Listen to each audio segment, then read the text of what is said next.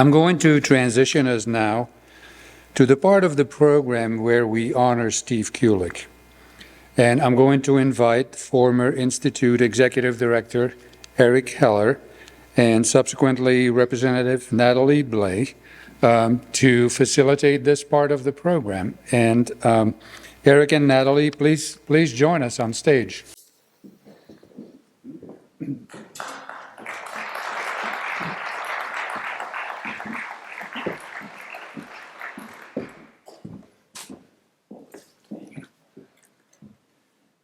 Thank you, Johan. And thank you for inviting me to be part of the nomination committee for the Public Service Award and this privilege of participating in this special event. In my post-retirement, there couldn't be a better way for me personally to stay connected with the Donahue Institute than through this activity. It's been very, very gratifying. I want to take a minute to greet my old CUPSO buddies. That fateful meeting that I went to, and I really went to so that we could say to Linda finally, you know, it's really not for us, stop bothering us every year. That was 7 years ago in Delaware. And no, Lynn, I didn't wait till I got back. It was the first day I got there. Within an hour, I called you and said, we're joining, right? And it is so gratifying that 7 years later, the University of Massachusetts and the Donahue Institute are hosting you here on campus. Like the Chancellor, I am thrilled that you've been able to come to this beautiful part of the state at the height of the gorgeous spring season that we have here. So, tonight we celebrate public service, and we celebrate those who share a deep commitment to bringing their wisdom, knowledge, and their skills to bear on the needs of others. We all know that those who seek to participate in public service activities do so in a whole variety of forms and manners. Many of us find opportunities simply through extracurricular volunteer efforts. There are others that maybe set aside a chapter or a phase of their career to doing work in the public good. But then there are those particular individuals for whom public service is truly a lifelong calling. Those who essentially dedicate the totality of their professional life to finding ways to preserve and enhance the quality of life for communities and individuals. It was the unanimous view of the Public Service Award Committee that there could not be a more fitting, recent, local exemplar of that dedication than looking at the illustrious career of the late Stephen Kulik. Stephen served in the Massachusetts legislature for 25 years as state representative for the 1st Franklin District here in Western Massachusetts, first being elected in 1993 and continuously serving in that position until his retirement in 2019. The 1st Franklin is one of the most rural districts in the Commonwealth. Throughout his legislative career, Stephen was known as a dedicated advocate for the unique needs of the residents of the many predominantly small towns scattered across the few hundred square miles that make up the district. But his public service career began long before he joined the legislature. In 1976, the Kuliks settled here in Western Massachusetts in the little town of Worthington, and it was just a short 3 years later that Stephen was already elected to his first public position as a member of the town's planning board.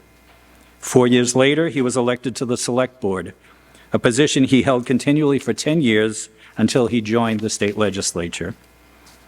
While serving on the select board, he became increasingly active in numerous regional and statewide organizations, promoting the interests of municipal government and especially small towns. He served as president of the Massachusetts Select Board Association and the Massachusetts Municipal Association. He was a Hampshire County Commissioner and was a founding board member of the Hilltown Community Development Corporation. Steve brought a particularly broad rural perspective to the Massachusetts legislature and was equally known for his concern and effectiveness addressing constituent needs and services. Some of the notable policies that he sponsored included expanding broadband internet access for rural areas, co-creating the Food Policy Council, and establishing the Land Conservation Tax Credit. He was proud to support landmark state bills for universal health care and the legalization of same-sex marriage. Steve eventually became vice chair of Ways and Means in the House, and he started the Legislative Rural Caucus. Regionally, he served on the Council of State Governments Executive Committee and was a member of the State Agricultural and Rural Leaders Organization. In his own words, from an interview conducted just prior to his passing in late 2022, "I guess how I would like most to be remembered is that I brought a sense of how the political structure in the state didn't necessarily have to ignore our part of the state. That if we had legislators working together as a coalition, we could get a lot of stuff done. Being a part of that coalition was really important to me because I think the best results are collaborative, and they result in such long-lasting benefits for people." Uh-oh. When Stephen retired from the state legislature in 2019, he clearly left behind some very big shoes to be filled. Fortunately for the residents of the 1st Franklin District, and for the Commonwealth as a whole, I would say, in the subsequent election, those shoes were filled by Natalie Blais, the district's first female state representative. In the legislature, Natalie quickly established herself as another forceful advocate for the communities of her heavily rural district.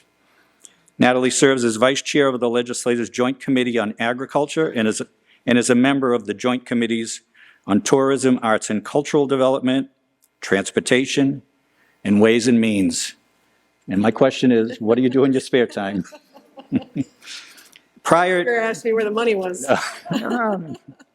Prior to becoming state representative, Natalie served as congressional aide to both U.S. Representative John Olver and Jim McGovern over the course of a decade. She then came to UMass, where she served as chief of staff for Chancellor Subbaswamy, and then became executive director of the Franklin County Chamber of Commerce. Clearly, Steve Kulik's successor shares that same lifelong commitment to service on behalf of the common good. Tonight, she has generously offered to share her own reflections on the legacy of her legislative predecessor and good friend. Please join me in welcoming State Representative Natalie Blais.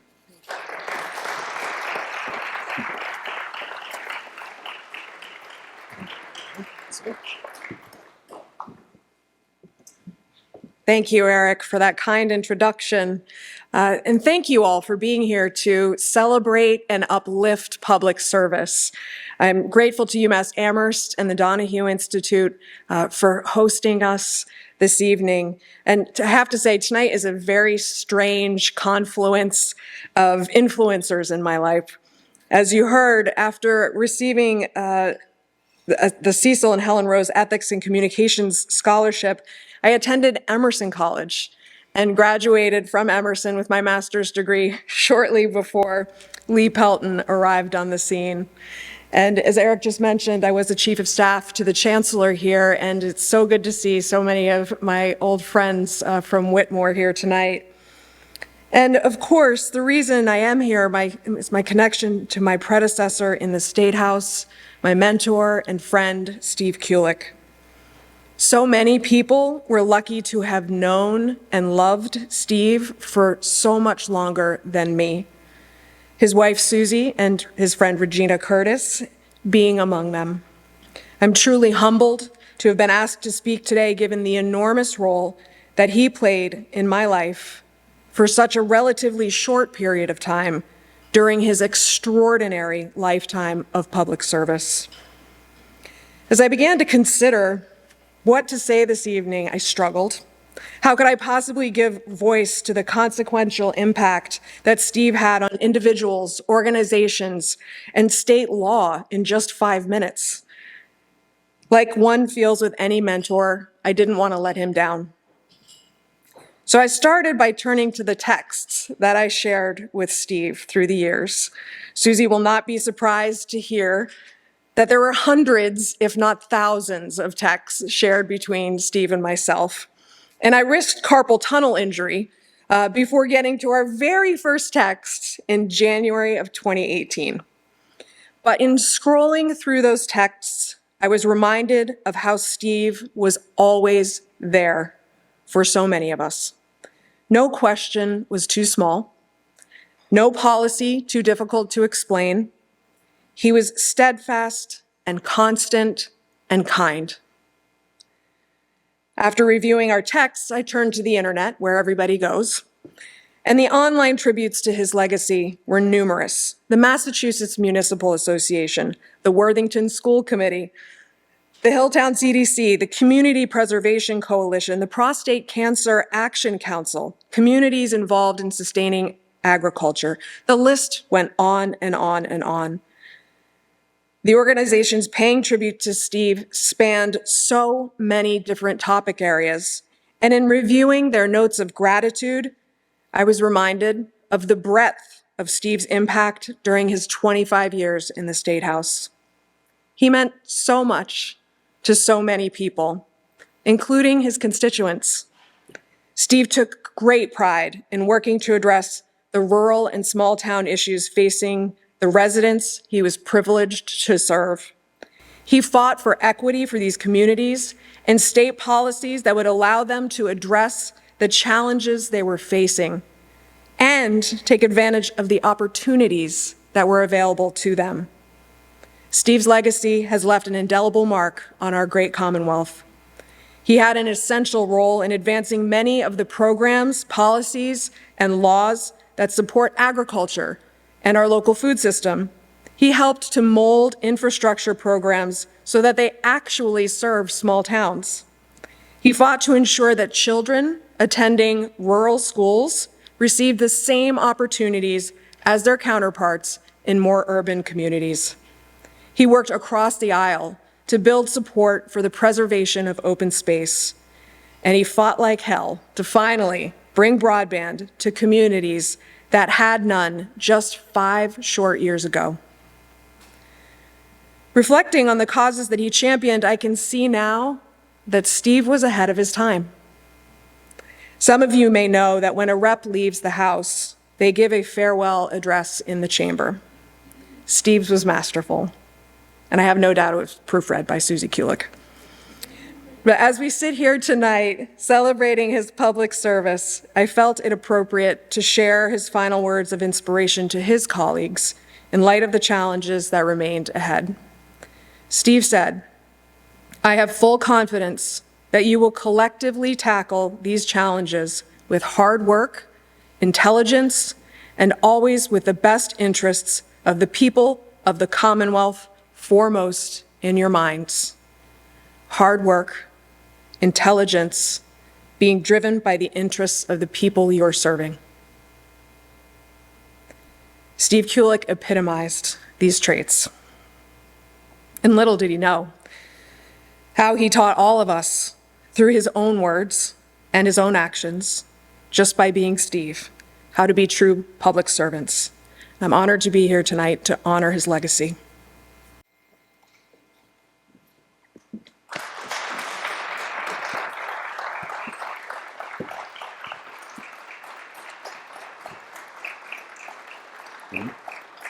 To present the award to Suzanne, Susie? I never called you Susie. I'd like to ask Johan to come up. I'd also like to ask Suzanne's former colleagues in the leadership of the Donahue Institute, Lynn Griesmer, former executive director, and John Klanakis, former deputy director, to come up to present this award to Suzanne. You all need to know that Suzanne is here because we promised she wouldn't have to say anything. But she can say something. Shall we stand and do it over here? Sure. Here goes. That's lovely. You gonna read it? UMass Amherst Donahue Institute, in recognition of Stephen Kulik, for his lifelong commitment to public service on behalf of the residents and communities of Massachusetts. The impact of his work will serve as his legacy for generations to come.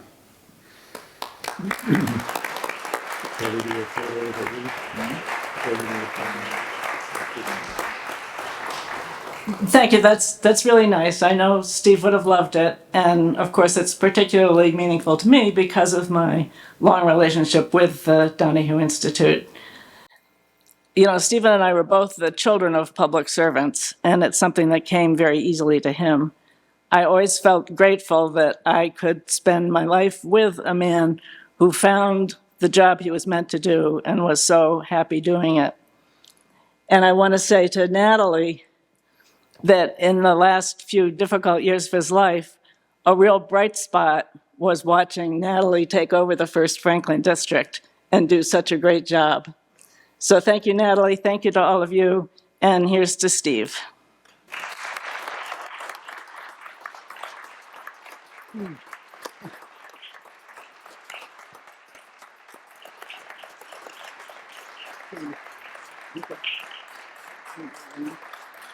It is my honor to introduce the second biannual Maurice Donahue Public Service Award to Lee Pelton. The UMass Amherst Donahue Institute Public Service Award recognizes a currently active public service leader in Massachusetts. The award recipient has made significant professional contributions in the interests of public service and the public good. This can include, but is not limited to, a willingness to take risks to achieve change, fostering a more democratic society, serving as a champion of racial and social equity, changing a governmental or nonprofit organization's operations so that it better serves its goals and the people, achieving substantial savings in government and developing other public service and government leaders. Lee Pelton meets and exceeds all these criteria, and the nominating committee was unanimous in their decision. As many of you may be aware, Lee Pelton is currently the CEO and president of the Boston Foundation, one of the nation's leading philanthropic organizations with $1.8 billion in assets. He joined the foundation in June 2021 after serving as president of Emerson College from 2011 to 2021 and Willamette University from 1998 through 2011. In May of 2023, Lee ranked number 3 on Boston Magazine's annual list of the most influential people in Boston, following Maura Healey, the newly elected governor of the Commonwealth, and Massachusetts Congresswoman Ayanna Pressley. Mr. Pelton has positioned the Boston Foundation, one of the nation's first and most influential community foundations, as an agent for social change by centering equity in its programs, grant-making, and civic leadership. Under his leadership, the Foundation's defining ambition is to achieve equity, which first involves acknowledging and then seeking to eliminate the structural and underlying causes of outcome disparities for historically marginalized communities. The signature Boston Foundation program is its Racial Wealth Partnership, established in late 2022 as part of the Foundation's commitment to close racial wealth gaps in Greater Boston and the region by expanding home ownership by people of color. The partnership is a broad-based group of more than 40 members representing sectors including banking and finance, housing, issue advocacy, government, healthcare, the life sciences, and education. Now, as a college president for 23 years, Lee led with a core belief that higher education must serve to deepen students' appreciation of the humanities. He believes that the nation still looks to colleges and universities to solve its most pressing problems, and as such, colleges and university presidents have an obligation, in addition to broad mission-driven duties on their campuses, to engage in the larger society. To Pelton, nurturing the humanistic spirit also goes hand in hand with confronting and trying to solve the urgent moral and social problems of the moment. Lee has combined authentic leadership, civic engagement, and a deep, deep commitment to social justice with his skill and vision for growing institutional capacity and effectiveness. The result has been a legacy of stronger, more diverse institutions that have expanded opportunities for students and others. Lee often has been recognized as a civic and education leader both regionally and nationally. While he was a college president, he emerged as a powerful national voice on social issues and the value of liberal arts education. In the aftermath of the Sandy Hook mass shooting, Lee took the initiative to gather over 250 college and university presidents to sign a letter asking President Obama to assist in establishing common sense gun legislation. He has been active nationally and has written widely in support of affirmative action, beginning with the 2003 Michigan University and Law Supreme Court cases.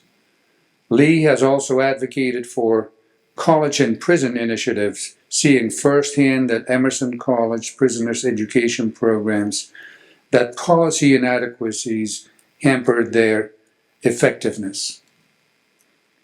Please join me in welcoming Lee to the stage to accept the second Maurice Donahue Public Service Award. Lee.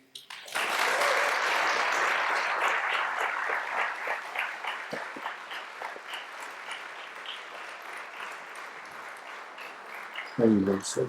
Thank you. Thank you. Thank you. She probably wants a photo. Thank you. Thank you. Thank you.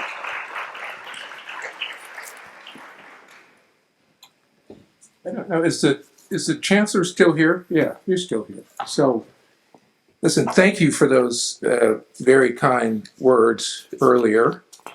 And as someone who's been a president for almost a quarter of a century, I want to welcome you into this wonderful,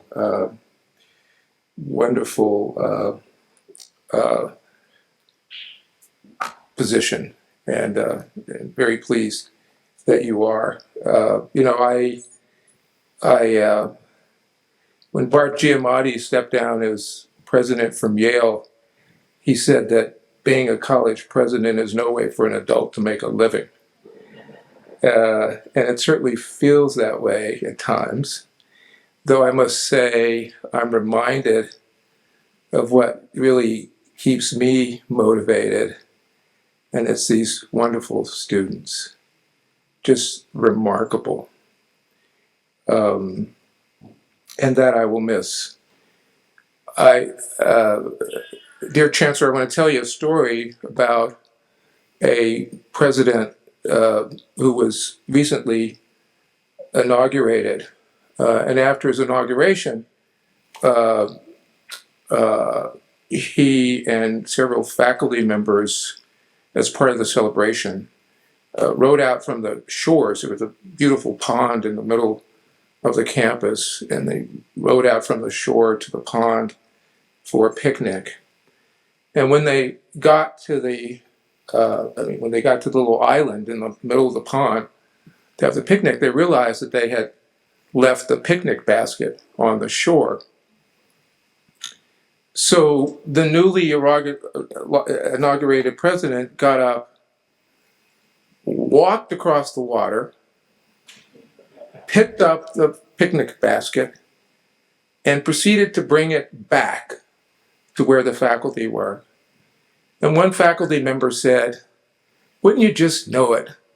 We just hired a president who can't swim. So there you go. I thank you all, and I want to thank also to the selection committee and the entire UMass Amherst Donahue Institute. It's an honor, a real honor to be with you here tonight. I was joking with someone the other week about how these awards are usually given to people with lifelong experiences. That is to say, people of a certain age. And then I was heartened to discover that the criteria for this award stipulates the award must go to someone who is currently an active public service leader in Massachusetts. So I appreciate you honoring both my contributions, former contributions, as well as my current and future contributions. I'm also very proud to be the recipient of an award that carries with it the name and contributions of the late Senator Maurice Donahue, who before joining UMass Amherst as a faculty member and founding of this institute, served as a state senator for 21 years, 7 of those years as president. He is often referred to as a legislator of uncommon integrity, and he's known especially for his work to help shape our higher education system. And many of us here tonight know that it was his bill, along with Senator Robert Quinn, that established the University of Massachusetts in Boston, for which we are so very grateful. And through his work, dedication, and service, he planted seeds of growth which have taken root and continue to grow today. He wonderfully catalyzed action and entrepreneurial thinking, and would no doubt be incredibly proud that the Institute, which bears his name, remains committed to its values and its work to advance equity and social justice, to foster healthy communities and support inclusive economies, all aimed at alleviating poverty and promoting opportunity. You know, Jane Addams, who devoted her wealth and life to the Whole House, a famous settlement for social service in Chicago, spoke about moral leadership almost a century ago.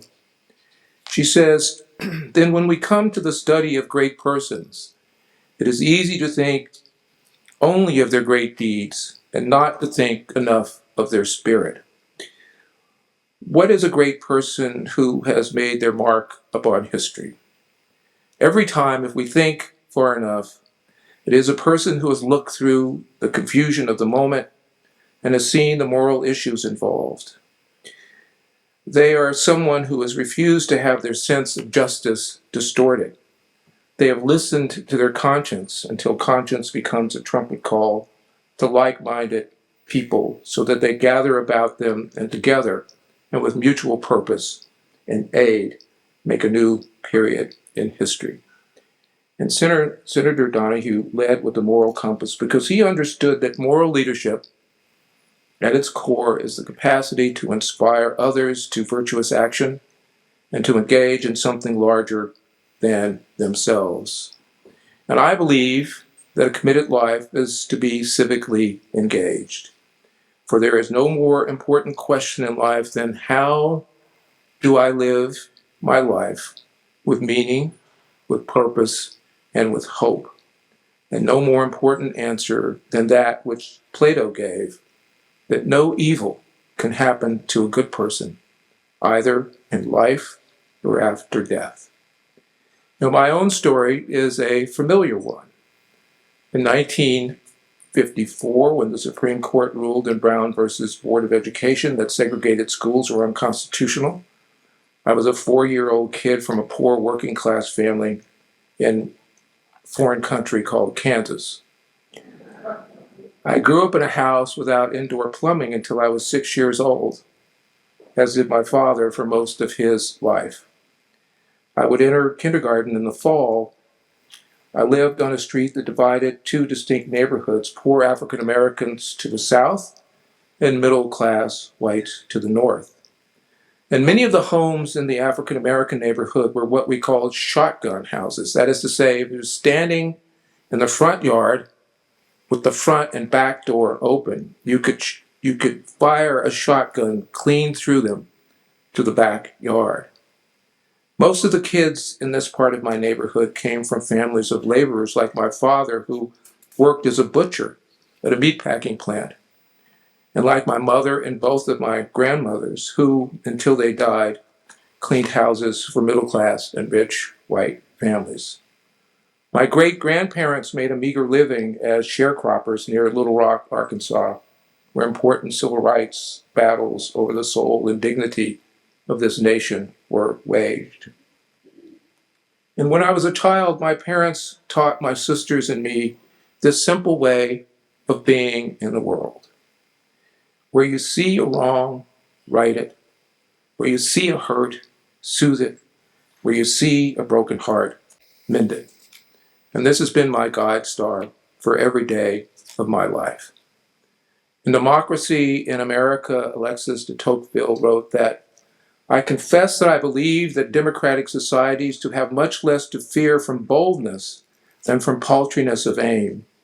The leaders of the new society would do wrong if they tried to send their citizens to sleep in a state of happiness too uniform and peaceful, but that they should sometime give them difficult and dangerous problems to face, to rouse ambition and give it a field of action. And we live in an age in which paltriness of aim will simply not do.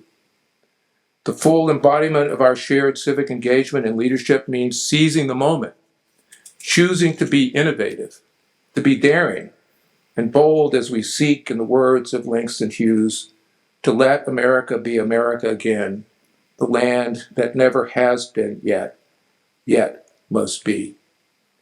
In 1916, John Dewey described democracy as the most ethical aspiration conceived by ethical communities. This aspiration was unattainable, he wrote, without a society's commitment to a lifelong education to develop the capacities for associated living in a society characterized by complexity and diversity.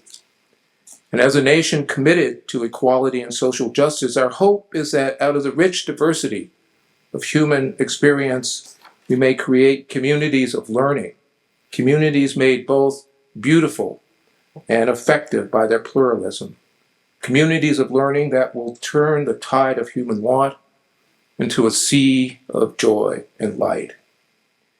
Because we must find what binds us all together in common hope and common need, not what divides us. Because we may or may not all come to love one another, but to be part of the best of this place, we must have the moral courage to respect one another. This is a great American dream, not the kind of dream that is available only to those privileged by history or family income or wealthy neighborhoods. Not the kind of dream that is built on narrow self-interest, but rather a compelling vision of what we could be if we were truly open to the best that is known and thought in the world. The kind of dream which will swing open wide the doors of opportunity, which sets the table for all to enjoy life's bounty, which holds our nation's motto, E pluribus unum, out of the many, one, as a living creed. So I want to thank you for listening to me, and thank you even more for your own valiant efforts to keep this dream alive in your work. Thank you very, very much. Thank you.